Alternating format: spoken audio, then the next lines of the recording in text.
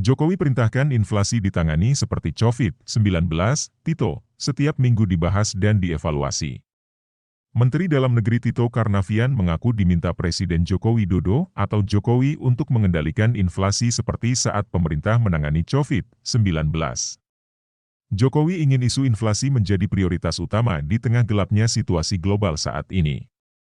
Setiap minggu dibahas, evaluasi, sehingga kita semua tetap aware, tetap peduli, fokus, dan menjadi skala prioritas, ujar Tito dalam rapat koordinasi pengendalian inflasi di kantornya, Jakarta Pusat, Senin, 5 Desember 2022.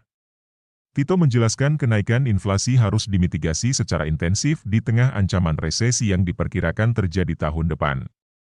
Berbagai krisis, seperti energi dan pangan, bergulir karena situasi geopolitik antara Rusia dan Ukraina terus memanas. Alhasil, Indonesia terkena imbasnya. Harga-harga barang diprediksi akan semakin meroket. Kendati situasi global masih suram, inflasi Indonesia pada November 2022 berada di angka 5,42% atau turun dari 5,71% pada Oktober. Tito pun mengatakan angka inflasi Indonesia termasuk dalam peringkat 2 terendah di bawah Jepang. Tren yang positif itu membuatnya optimistis Indonesia dapat mempertahankan posisinya dengan mencegah lonjakan harga di akhir tahun ini.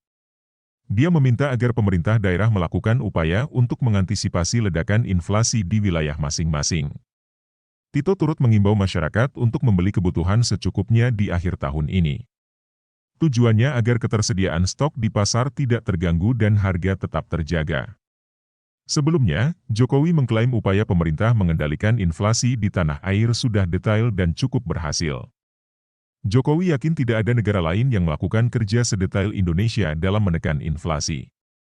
Sebab, pada umumnya, negara-negara lain dalam mengendalikan kenaikan harga barang dan jasa hanya bertindak melalui bank sentral yang menaikkan suku bunga.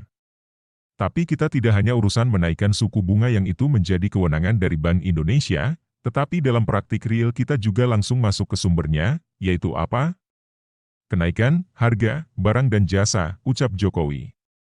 Jokowi pun telah memberikan kewenangan kepada daerah untuk menggunakan dana transfer umum, DTU, sebesar 2% dan juga pos anggaran belanja tidak terduga di postur APBD masing-masing untuk membiayai upaya-upaya pengendalian inflasi.